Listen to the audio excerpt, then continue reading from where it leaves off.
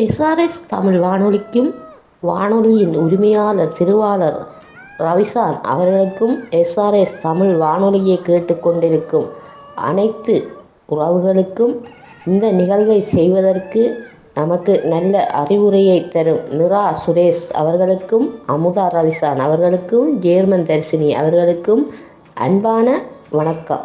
SRS Tamil வானொலியில் ஊர்வலம் நிகழ்வினை வழங்க வாய்ப்பளித்த ரவிசான் அவர்களுக்கு மிக்க நன்றிகள். உங்களோடு ஊர்வலம் நிகழ்வின் ஊடாக கொக்குவில் பற்றி கூற வந்திருக்கு நான் மலேசியாவில் இருந்து யாழ்ப்பாணம் இந்திரா. கொக்குவில் இலங்கையில் யாழ்ப்பாண மாவட்டத்தில் உள்ள வலிகாம பிரிவில் உள்ள ஒரு அழகான அற்புதமான ஊராகும். இந்த ஊர் காங்கேசன்துறை வீதியிலிருந்து 2 மைல் கிட்டத்தட்ட 2 மைல் தொலைவில் இருக்கும் ஊர் கொக்குவில் என்றே கூறலாம். இந்த ஊரில் அயலில்தான் யாழ்ப்பாண கிராமம் அமைந்துள்ளது. நாங்கள் யாழ்ப்பாணத்தை நோக்கி கொக்குவில் வரும்போதே கண்ணை கவரும் அற்புதமான காட்சிகள் மிகவும் வியக்கத்தக்கது ஆக இருக்கும். முதலாவது தட்டாதிரி சந்தி, அதன் அருகில் இருக்கும் அழகான கண்ணை கவரும் அருளாட்சி புரியும் நாச்சிமார் அம்மன் ஆலயம். வீதிக்கு அருகில் அற்புதமாக காட்சி தந்து பக்தர்களுக்கு வரவேற்பு வழங்குவது போல் இருக்கும் அந்த அம்மனை பார்க்கும்போது மனதில் ஒரு மகிழ்ச்சி பொங்கும். அதேபோல் மற்றும் இன்னும் ஒரு சொற்ப தூரம் வந்தால் தட்டாதிரி சந்தி என்னும் ஒரு சந்தி இருக்கின்றது. இங்கேதான் நகைகள் செய்யும் தொழிலாளர்கள் மற்றும் கோவில் சிலைகள் அமைக்கும் சிப்பிகள், தளபாடங்கள் செய்யும் தொழிலாளர்கள், உரிமையாளர்கள் வாழும் ஒரு அழகிய இடமென்றே கூறலாம். அப்படியே நாங்கள் வரும்போது பல அழகான வாணிப நிலையங்கள், சாப்பாட்டு கடைகள் என கண்ணை கவரும் பல அங்காடிகள் இந்த வீதியின் வழியாக இருப்பதை காணலாம். அதைவிட நாம் கொக்குவில் சந்திக்கு அருகில் வரும்போது நமக்கு நாவுக்கு சுவையை தரும் பரணி ஐஸ்கிரீம் கடை இங்கு மிகவும் பிரபலியமாக காணப்படுகின்றது. இந்த இடம் என்றும் மக்கள் கூட்டம் பரபரப்பாக காணப்படும் ஒரு கொக்குவில் சந்தி வீதி என்றே நாம் கூறலாம். அடுத்து கொக்குவில் சந்திக்கு மிகவும் அருகில் இருக்கும் எங்களுக்கெல்லாம் அருளாட்சி புரியும் மஞ்சனாபதி முருகன் ஆலயம் மிகவும் பிரபலியமான ஆலயம். இந்த வீதி வழியாக போகும் எந்த ஒரு மக்களையும் திரும்பி பார்க்கும் அந்த ஆலயம் வீதியூடாக போகும்போது அழகாக அற்புதமாக காட்சி தரும் முருகன் என்றே கூறலாம். இந்த முருகன் ஆலயத்துக்கு அருகில் தான் நாம் வாழ்ந்த வீடு இருப்பதால் முருகனின் அருளும் அன்பும் என்றுமே ஒரு அற்புதமான உணர்வு என் மனதை விட்டு அகழ்வது இல்லை. இந்த முருகன் கோவிலில் காலம் தவறாது சாஸ்திர விதிப்படி நடக்கும் பூசைகள், அதைவிட வருடந்தோறும் நடைபெறும் வருட உற்சவம் மிகவும் சக்தி வாய்ந்தது.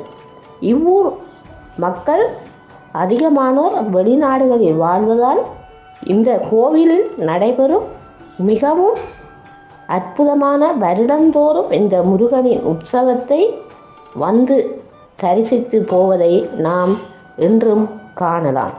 அந்தளவுக்கு முருகனின் அற்புதம் என்றே கூறலாம். எங்கள் கொக்குவில் ஊரில் உள்ள மற்றொரு பெருமை, இங்கே அதிகமான இடங்களில் முருகன் கோவில்கள் காணப்படுகின்றன. 1 அல்ல 2 அல்ல 6 முருகன் கோவில்கள் உள்ளன. இந்த கோவில்களில் ஒரு கோவில் மகத்துவம் என்னவென்றால், ஒரு முருகன் கோவிலில் அதிக இடை கூடிய சூரன் இந்த கோவிலில் இருப்பதுதான் யதார்த்தம். ஏனென்றால் எந்த ஊரிலும் அப்படியான ஒரு சூரன் சிலை, நிறை கூடிய சிலை இல்லை என்றே கூறலாம். அந்தளவுக்கு பெருமை வாய்ந்த இந்த முருகன் ஆலயங்கள் கொக்குவில் பகுதிகளில் பரந்து காணப்படுகின்றது. கொக்குவிலை சந்திக்கும் வீதிக்கு வழியாக சென்றால் திருநெல்வேலி என்ற சந்தை மிகவும் பெருமை வாய்ந்த ஒரு சந்தையாகும். இதை திண்ணவேலி சந்தை என்றும் அழைப்பார்கள். இங்கே பாரிய கடைகளும் சந்தை அங்காடிகளும் என நாம் பார்க்கலாம்.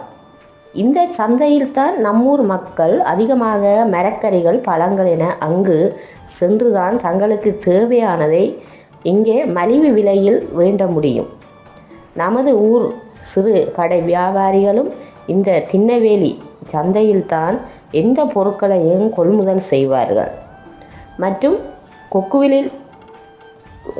கொக்குவிலில் வாழும் விவசாய மக்களும் தாங்கள் செய்யும் உற்பத்தி பொருட்களை இந்த சந்தையில் கொண்டு சென்றுதான் விற்பனை செய்வதையும் காணக்கூடியதாக இருக்கும். அடுத்த சிறப்பம்சம் என்னவென்றால், அனைவரும் அறிந்த எங்கள் நல்லூர் முருகன் ஆலயம். இந்த நல்லூர் முருகன் ஆலயத்தை நாங்கள் எடுத்து நோக்கினால் கொக்குவிலிருந்து 15 நிமிடங்கள் தான் இந்த நல்லூர் முருகன் ஆலயத்துக்கு செல்லும் நேரம் நமக்கு இருக்கும். இந்த நல்லூர் முருகன் ஆலயம் என்றும் மக்கள் மனதில் நீங்காத ஒரு ஆலயம் என்றே கூறலாம். இந்த ஆலயத்தின் விசேட தன்மை என்னவென்றால், 25 நாட்கள் இந்த ஆலயத்தில் வருடந்தோறும் திருவிழாக்கள் நடைபெறும். அதுவும் இந்த ஆலயத்தில் திருவிழா என்பது, தேர் திருவிழா என்பது மிகவும் பிரபலியமான ஒரு திருவிழாவென்றே கூறலாம். நம்மூர் மக்கள் எந்த ஒரு புலம்பெயர்ந்த நாடுகளில் இருந்தாலும் இந்த நல்லூர் ஆலயத்துக்கு தேர் திருவிழாவுக்கு வந்து தங்கள் நேர்த்திக்கடன்களை செலுத்திவிட்டு செல்லும் எங்கள் முருகனின் அருள் அனைவருக்கும் இருப்பது போன்றுதான் தெரிகின்றது. காரணம், எவ்வளவு தொலைவில் இருந்தாலும் இந்த நல்லூர் முருகன் ஆலயத்தின் தேர் திருவிழாவுக்கு வருவதை நாங்கள் காணக்கூடியதாக இருக்கும். மற்றும் இங்கொரு சிறப்பு அம்சம் என்னவென்றால், நல்லூர் கந்தனின் தேர் மிகவும் ஒரு பெரிய தேரென்றே கூறுவார்கள். அந்தளவுக்கு உயரம் கூடிய தேரும் நல்லூர் முருகனின் தேரென்றே கூறலாம். இந்த நல்லூர் ஆலயத்தில் கோபுரம் மட்டும் 4 கோபுரங்கள் அமைந்துள்ளது மிகவும் சிறப்பு அம்சமாகும். இந்த 4 கோபுரத்தில் 2 பெரிய கோபுரம், 2 சிறிய கோபுரம் என்றே கூறலாம். காரணம், சொல்லுவார்கள், கோபுர தரிசனம் கோடி புண்ணியம் என்பார்கள். அதே போன்று நல்லூர் கந்தனின் கோபுர தரிசனம் அனைத்து மக்களுக்கும் நல்ல புண்ணியத்தையும் நல்ல மகிமையையும் கொடுத்து கொண்டிருக்கும். நல்லூர் கந்தன் அருள் அனைவருக்கும் மிகவும் பிரசித்தி பெற்ற ஒரு ஒன்றென்றே கூறலாம். இந்த நல்லூர் ஆலயமானது இன்னொரு விசேட அம்சம் என்னவென்றால், அன்றைய காலத்தில் மன்னர்களின் ஆட்சி காலத்தில் இந்த ஆலயம் 3 முறை உடைக்கப்பட்டதாகவும், மற்றும் போர்த்துகேயர் மன்னர் ஆட்சி காலத்தில் இந்த கோவிலை உடைத்துத்தான் யாழ் கோட்டையை, அந்த கல்லை வைத்துத்தான் யாழ்ப்பாண கோட்டையை கட்டினதாகவும் வரலாறு கூறுகிறது. மீண்டும் இந்த ஆலயம் 4வது முறை சாஸ்திர விதிப்படி அழகாக கட்டப்பட்டு 1730-40 வரையான காலப்பகுதியில் மீண்டும் இந்த ஆலயம் மக்கள் தரிசனத்துக்காக விடப்பட்டதென கூறுவார்கள். இந்த ஆலயத்தின் தமிழ் கலாச்சாரங்கள் மிகவும் மிகவும் சக்தி வாய்ந்ததாக கருதப்படுகிறது. இந்துக்களுடைய பண்பாடு இங்கே என்றும் பேணப்பட்டு வருகின்றது. இங்கே எவரும் நல்லூர் கந்தனின் உள்ளே சென்று வீடியோக்களோ போட்டோக்களோ எடுக்க முடியாது. அந்தளவுக்கு அவர்கள் அந்த கோவிலை பேணி பாதுகாத்து வருகின்றார்கள். அடுத்து நாங்கள் கொக்குவில் பகுதியை நோக்கினால், கொக்குவிலுக்கு அருகில் இனிவில் என்ற அழகிய ஊர் உண்டு. இந்த ஊரிலே பரராயசேகர பிள்ளையார் ஆலயம் மிகவும் பிரபலியமானது. அந்த பிள்ளையாரின் திருவிழாக்கள் மிகவும் பிரசித்தி பெற்றது. அதுவும் தேர் திருவிழா என்றால் அற்புதமாக இருக்கும். இணுவில் பிள்ளையார் கோவில் என்றால் யாருமே அறியாத கோவில் இல்லை, அனைவருக்கும் தெரிந்த கோவில்தான் இந்த இணுவில் பிள்ளையார் கோயில். அதே போன்று இன்னும் ஒரு சிறப்பு அம்சம் இணுவிலில் என்னவென்றால், அண்ணா கோப்பி நிறுவனம் என்ற ஒரு நிறுவனத்தை முதலில் ஆரம்பிக்கப்பட்டது இந்த இணுவில் பகுதியில்தான். அன்று ஒரு காலத்தில் நம் நாடு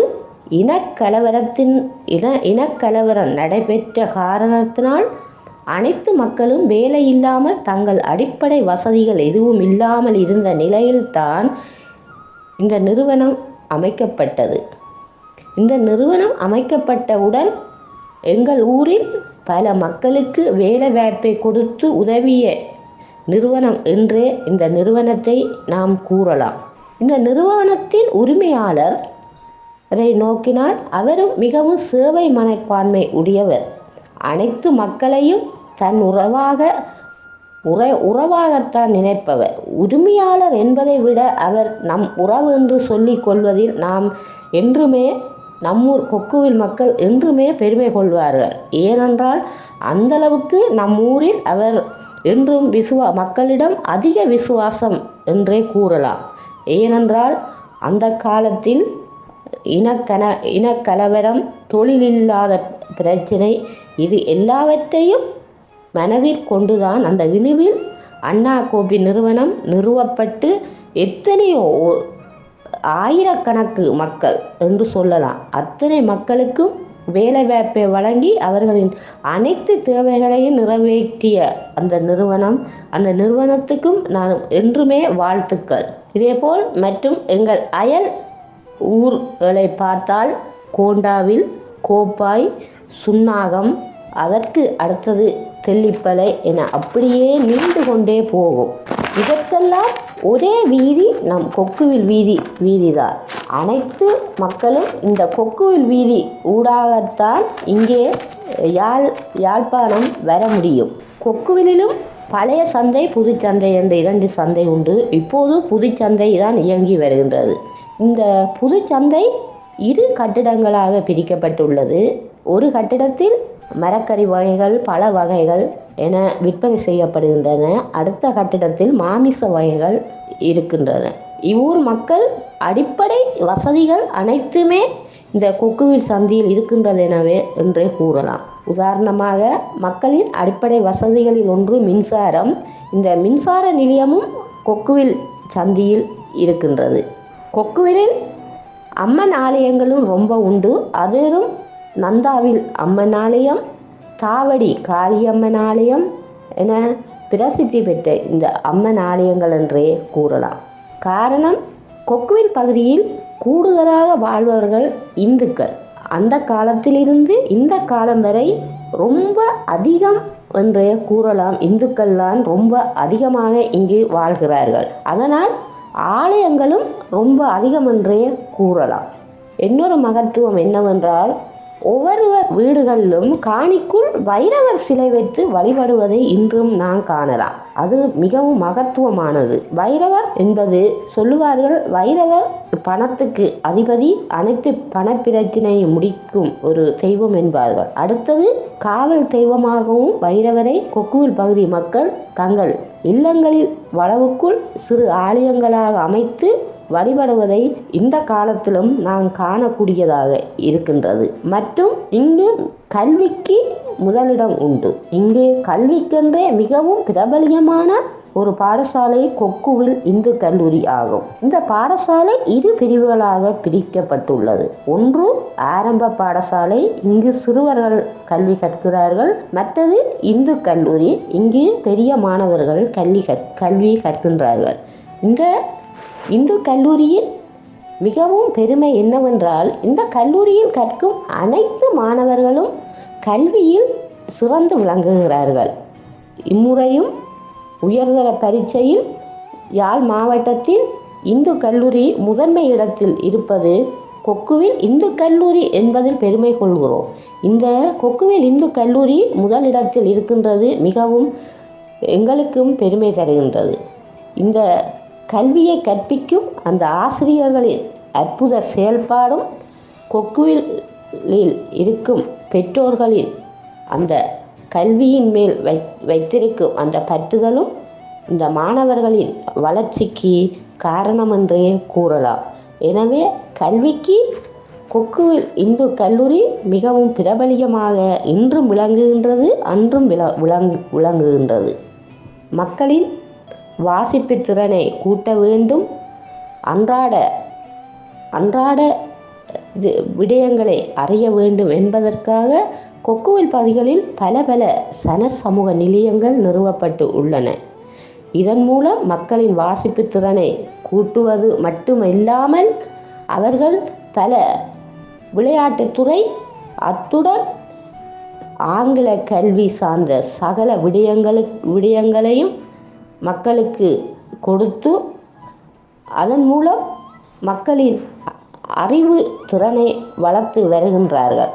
அந்த அத்தனை சமூக நிலையங்களும் ஒவ்வொரு ஊரில் ஒன்றல்ல இரண்டல்ல ஒவ்வொரு ஊரில் இருப்பதை நாங்கள் காணக்கூடியதாக இருக்கின்றது. மற்றும் எங்கள் கொக்குவில் பகுதி பல பிரிவுகளாக பிரித்துள்ளார்கள். ஏனென்றால் கொக்குவில் ஒரு பெரிய பரந்த பிரதேசம் என்றே கூறலாம். ஒன்று வடமேற்கு கொக்குவில், மற்றது மத்திய கிழக்கு கொக்குவில், தென்மேற்கு கொக்குவில், மேற்கு என வகைப்படும். மற்றும் கொக்குவில் என்று பெயர் வருவதற்கு பல காரணங்கள் உண்டு.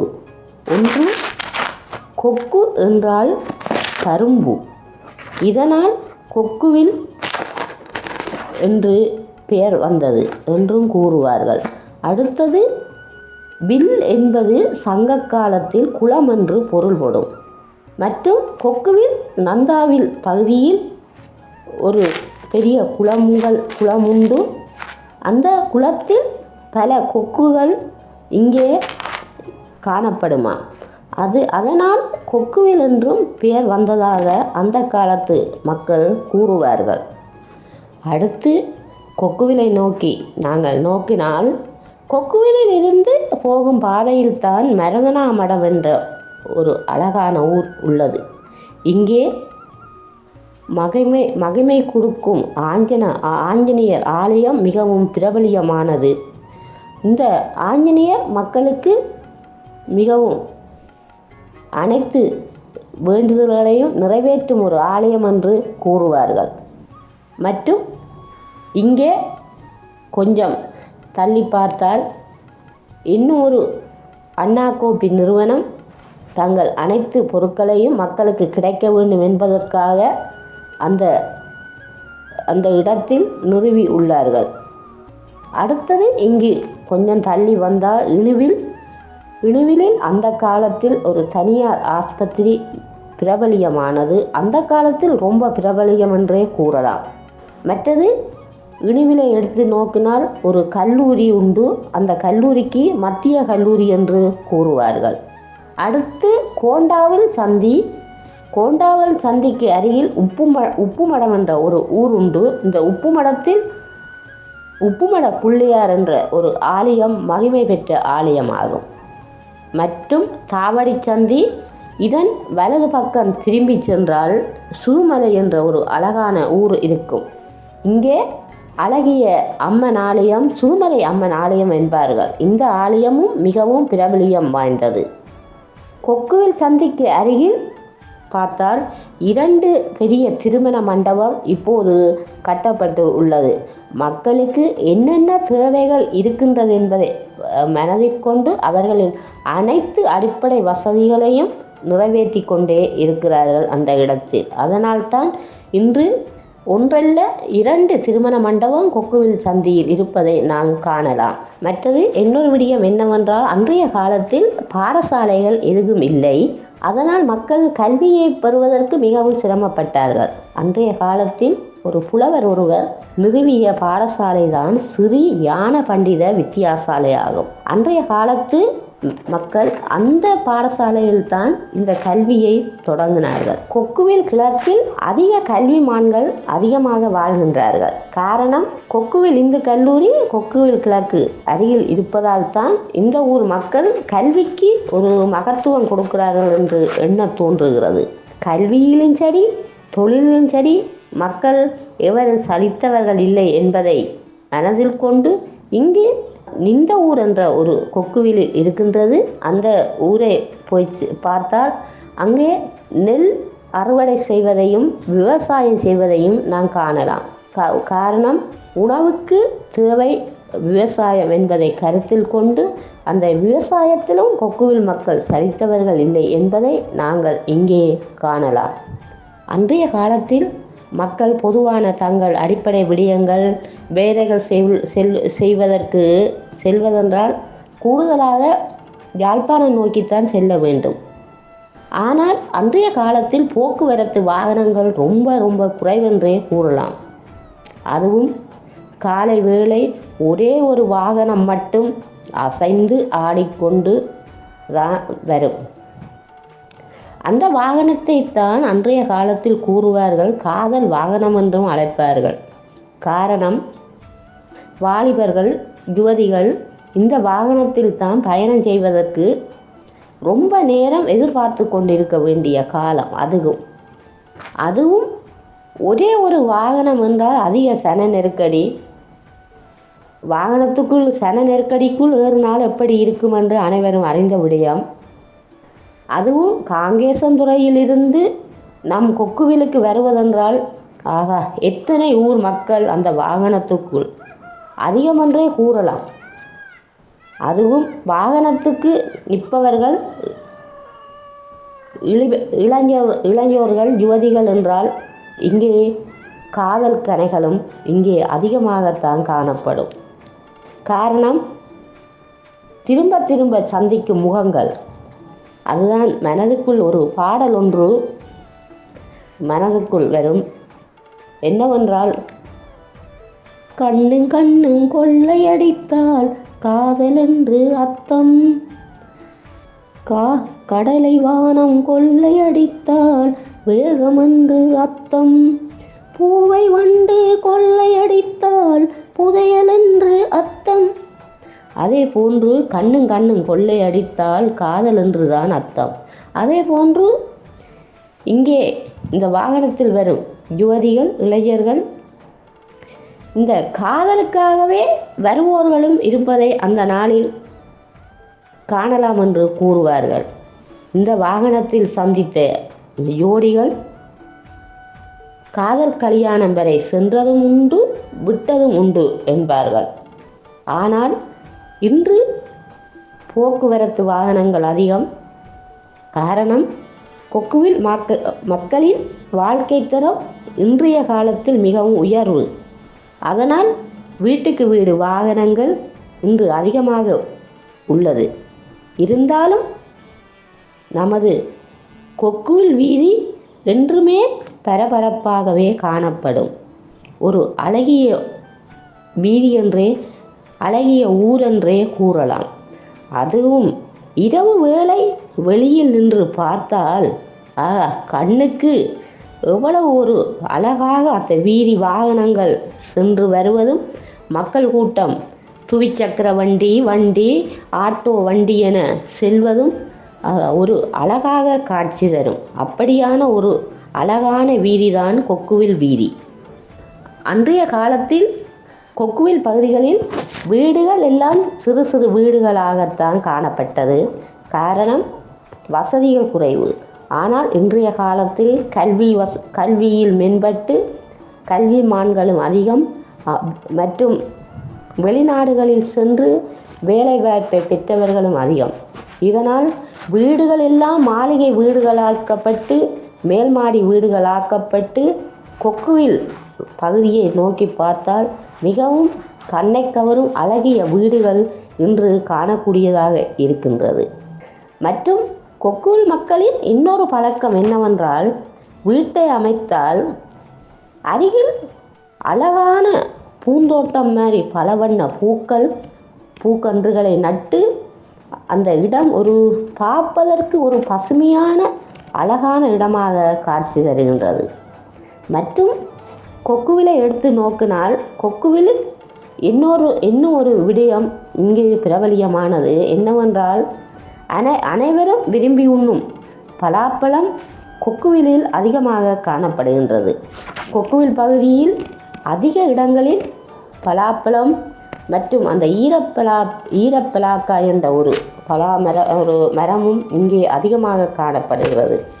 இந்த பலாப்பழம் ஒரு குறிப்பிட்ட காலம், ஒரு வருடத்தில் இன்ன காலம் என்று இருக்கும்.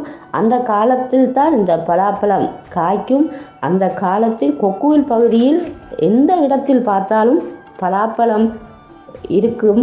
காய்த்து தொங்குவதே ஒரு தனி அழகாக இருக்கும். எங்கள் ஊரில் ஆலயங்களை பார்த்தால் ஆலயங்களுக்கு அருகில் பல அழகான ஆலமரங்கள் மக்களுக்கு இளைப்பாறுவதற்கும் எவ்வளவு மனதுக்கு மகிழ்ச்சியையும் அழகையும் தருகின்றது. அதைவிட கொக்குவில் பகுதியை எடுத்து நோக்கினால் சிறு சிறு கைத்தொழில்கள் இங்கே காணலாம். கொக்குவில், தாவடி என ஒவ்வொரு ஊரிலும் இந்த கைத்தொழில் நிலையங்கள் இருக்கின்றது. இங்கேதான் சுருட்டு சுற்றுவது, பீடி சுற்றுவதென சிறு சிறு கைத்தொழில்களை இங்குள்ள மக்கள் ஒவ்வொரு பகுதிகளிலும் செய்து வருகின்றதையும் நாம் காணக்கூடியதாக இருக்கும். இதைவிட பல பல தொழிற்சாலைகள், பல நிறுவனங்கள் கொக்குவில் பகுதியை சுற்றி காணக்கூடியதாக உள்ளது. நாம் வெளிநாடுகளில் எவ்வளவு வசதியாக வாழ்ந்தாலும் நம்மூர் என்றால் நமக்கு ஒரு சொர்க்கமே என்றுதான் கூறலாம். அன்றைய காலத்தில் நமக்கு நம்மூரில் வாழ்ந்த அந்த பசுமையான நினைவுகள் என்றுமே மனதை விட்டு அகலாது.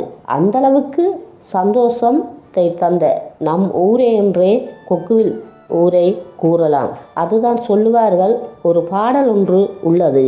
சொர்க்கமே என்றாலும் அது நம்மூரை போல வருமா, அட எந்நாடு என்றாலும் அது நம் நாட்டுக்கு ஈடாகுமா, பல தேசம் முழுதும் பேசும் மொழிகள் தமிழ் போல் இனித்திடுமா, சொர்க்கமே என்றாலும் அது நம்மூரை போல வருமா. அதேபோல் எந்த ஊராக இருந்தாலும் நம்மூர் போல் அவர்கள் எவரவர் பிறந்த ஊரோ அவரவர்களுக்கு அந்த ஊர் பெரிதாக இருக்கும் என்பதில் எந்தவித ஒரு ஐயப்பாடும் இல்லை என்பதை தெரிவித்துக் கொள்கிறேன். இதுவரை நேரமும் SRS தமிழ் வானொலியில் கொக்குவில் பற்றி அறிந்து இருப்பீர்கள் என நம்புகிறேன்.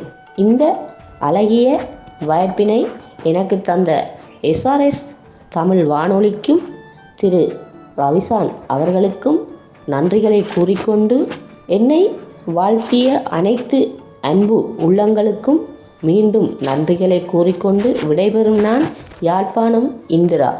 நன்றி, வணக்கம்.